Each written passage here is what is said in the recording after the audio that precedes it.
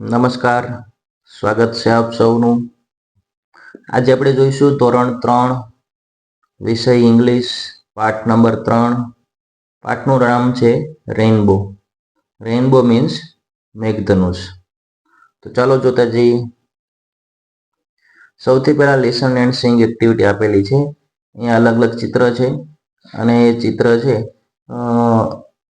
એમાં એના જે કલર છે આપણે ઓળખવાના છે અને એની મદદથી આપણે તે વસ્તુનો કલર છે આપણે શીખવાના છે. તો સૌથી પહેલા એપલ આપેલું છે, સફરજન, તો સફરજન છે એ રેડ કલરનું છે. ત્યારબાદ કેરટ, કેરટ એટલે ગાજર, ગાજરનો કલર છે એ રેડ છે. ત્યારબાદ લેમન છે, લેમન મીન્સ લીંબુ, લીંબુનો કલર છે એ યલો છે. ત્યારબાદ ફ્રોગ છે, બરાબર, ફ્રોગ છે એ ગ્રીન છે, ગ્રીન એટલે લીલો. ત્યારબાદ ફિશ છે, ફિશ છે એ બ્લુ કલર છે. ત્યારબાદ નીચે ફ્લાવર છે, તો ફ્લાવર છે એ ઇન્ડિગો કલર છે. આગળ છે બેરી, તો બેરી છે એ ઇન્ડિગો કલર છે, ફ્લાવર છે એ વાયોલેટ છે. ત્યારબાદ લાસ્ટમાં છે એ રેઇનબો આપેલો છે. રેઇનબો મીન્સ મેઘધનુષ, બરાબર, જે ચોમાસામાં જોવા મળે તે રેઇનબો.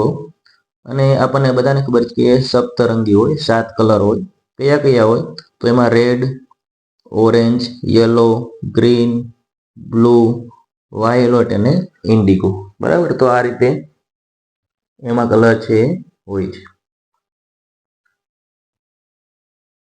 આગળની પ્રવૃત્તિ છે read and select tick mark, એટલે કે જે અહીંયા ચિત્ર આપેલા છે એનો જે કલર હોય એમાં આપણે ટીક માર્ક કરવાનો છે. સૌથી પહેલા સફરજન છે, તો સફરજન રેડ કલરનું હોય તો રેડમાં આપણે ટીક માર્ક કરવાનું છે.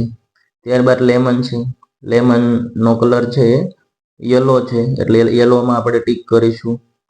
ત્યારબાદ ફ્રોગ, ફ્રોગ છે એ ગ્રીન હોય, લીલો. ત્યારબાદ ફ્લાવર છે, ફ્લાવર છે એ વાયોલેટ. ત્યારબાદ ફિશ, ફિશ છે એ બ્લુ કલર. ત્યારબાદ છે એ બેરી છે, બેરી છે એ ઇન્ડિગો કલર હોય.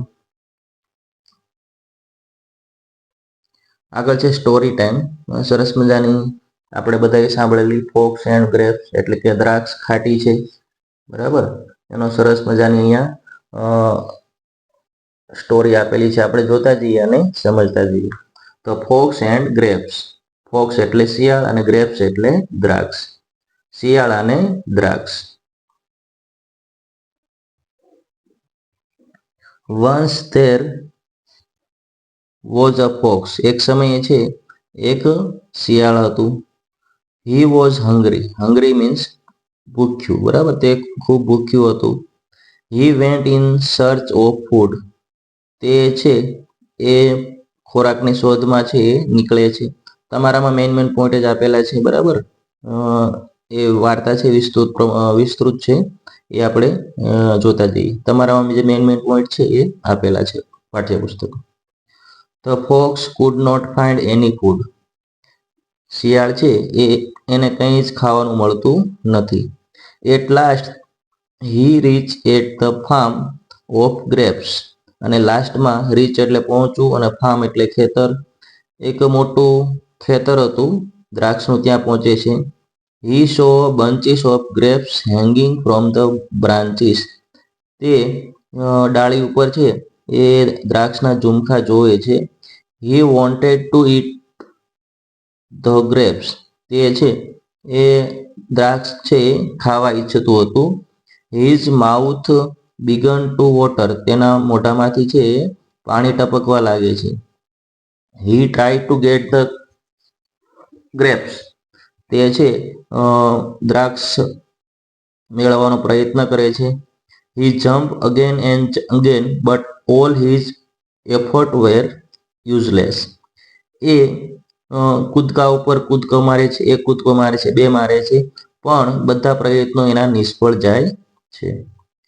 The grapes were too high for his reach, દ્રાક્ષ છે ખૂબ જ ઊંચી હતી. હી ગોટ ટાયર, તે ખૂબ જ કંટાળી જાય છે. He was sure that he could not get the grapes. એ લાસ્ટમાં છે એ સ્વીકારી લે છે કે મને દ્રાક્ષ છે મળવાની નથી. હી વેન્ટ અવે એન્ડ સેઇંગ, તે ત્યાંથી જતું રહે છે અને કહે છે ધ ગ્રેપ્સ આર સોર. એનો મિનિંગ એમ થાય કે દ્રાક્ષ ખાટી છે. સોર એટલે ખાટી, દ્રાક્ષ ખાટી છે. એટલે અહીંયા જે વસ્તુ મળી ન હોય, પ્રાપ્ત થઈ નહીં હોય, તો એનું બાનું છે એ કઈ રીતે કાઢી અને પોતાની ભૂલ છે એ ન સ્વીકારવી, એ જે સ્ટોરી છે એમાંથી આપણને શીખવા મળે છે. મેચ, આગળની પ્રવૃત્તિ છે મેચ એ વિથ બી, એટલે કે જોડકા ટાઈપ આપેલું છે. નોઝ, તો પેલું છે નોઝ એટલે નાક થાય, તો નાક સાથે જોડવાનું છે. બીજું છે ફોરેસ્ટ, ફોરેસ્ટ છે એને ફોરેસ્ટના જંગલ સાથે જોડવાનું ચિત્ર. આગળ છે ટ્રી, ટ્રી એટલે ઝાડ, ઝાડ સાથે જોડવાનું છે. ત્યારબાદ ગ્રેપ્સ, ગ્રેપ્સ એટલે દ્રાક્ષ, દ્રાક્ષ સાથે જોડવાનું છે. લાસ્ટમાં છે ફોક્સ, ફોક્સ એટલે શિયાળ, તો ફોક્સને છે આપણે શિયાળ સાથે જોડવાનું છે.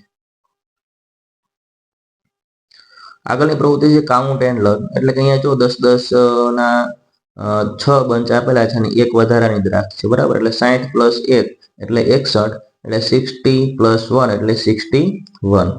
એ જ રીતે અહીંયા 10 ના 6 બંચ આપ્યા છે અને 2 વધારાની છે, એટલે 60 પ્લસ 2 એટલે 62, એટલે કે 60 પ્લસ 2 એટલે 62. ત્યારબાદ છે 60 પ્લસ 3 એટલે 63, 60 પ્લસ 4 એટલે 64, બરાબર. તો એ રીતે છે એ આપણે કાઉન્ટ છે એ 70 સુધી શીખવાનું છે. 61, 62, 63, 64, 65, 66, 67, 68, 69 અને 70, બરાબર. તો આ યુનિટમાં આપણે 70 સુધીના નંબર છે એ શીખવાના છે. આગળની પ્રવૃત્તિ છે રીડ એન્ડ રાઇટ, એટલે કે અહીંયા જે ચિત્રો આપેલા છે એ સમજવાના છે, જોવાના છે અને શીખવાના છે.